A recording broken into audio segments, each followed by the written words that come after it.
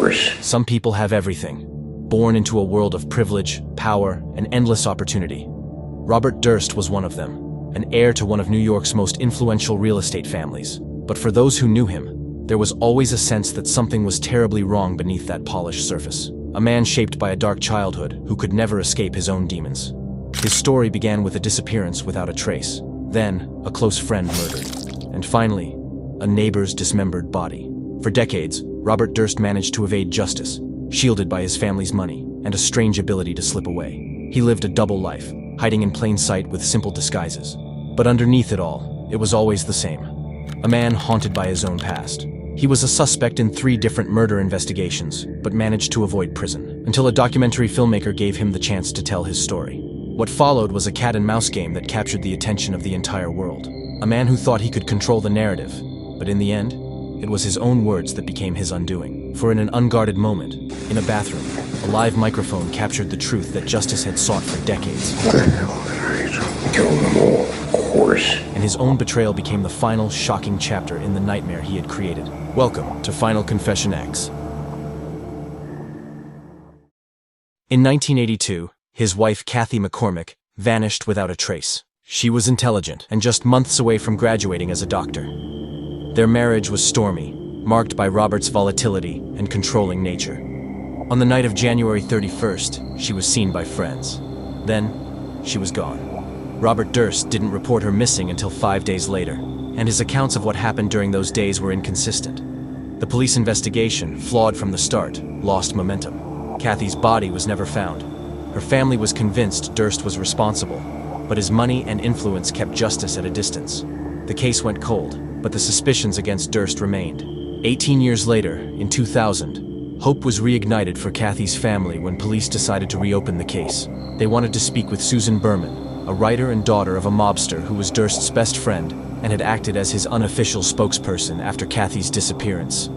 But days before she was due to meet with the police, she was found murdered, shot in the back of the head in her Los Angeles home. She had known too much, and her killer knew she would talk. In 2001, shortly after Berman's death, police received a tip about an elderly woman in Galveston, Texas, who had been involved in an argument. They found a dismembered body in the water. The thing is, that woman was Robert Durst himself. In a bizarre, almost cinematic disguise, he was living his double life under the name Dorothy Sinner. He thought he was safe, hidden away in Texas. But when his neighbor, Morris Black's body was found in the water, his carefully constructed facade crumbled. He had killed his neighbor too. Later he was arrested, not in the luxury apartments of New York, but in a simple Galveston flat, still in his disguise. During his Texas murder trial, Durst claimed he acted in self-defense, stating that Black entered his apartment uninvited, leading to a struggle over a gun that accidentally discharged. The jury acquitted him of murder based on this defense, despite his admission to dismembering Black's body and dumping it in Galveston Bay. Through a new kind of investigation, one conducted not by the police, but by a film crew. A documentary called The Jinx, Andrew Jarecki, having directed a feature film based on the disappearance of Kathy, received a call from the real Robert Durst. Durst wanted to tell his story, a decision driven by his insatiable need for attention and control over his own narrative.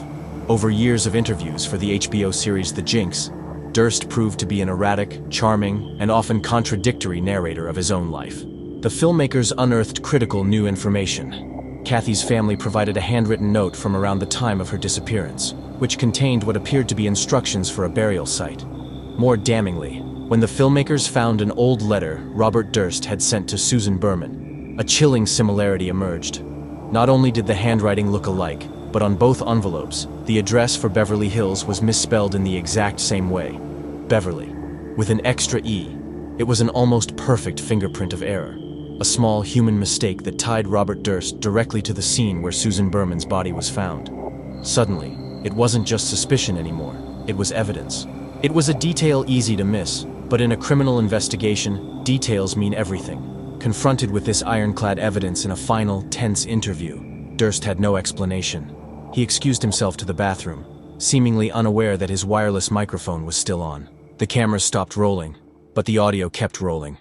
It was here, in a private moment of vulnerability and self-reflection, that the true, chilling confession was captured. Durst muttered to himself, "There it is. You're caught. What the hell did I do?" The day before the final episode of The Jinx aired in March 2015, Robert Durst was arrested in New Orleans. The bathroom audio became the most extraordinary piece of evidence in modern documentary history. At his 2021 trial for Susan Berman's murder, prosecutors used the Jinx footage and Durst's own words against him. Durst admitted on the stand that he had lied for decades, even confessing he wrote the cadaver note and was in Los Angeles when Berman was killed. This time, his wealth and high-powered lawyers couldn't save him. The jury found him guilty of first-degree murder. He was sentenced to life in prison without parole, but died just a few months later, at the age of 78, while awaiting a potential indictment for Kathy's murder in New York. Robert Durst's life was a testament to the fact that while money can buy time and influence, the truth, eventually, finds a way out.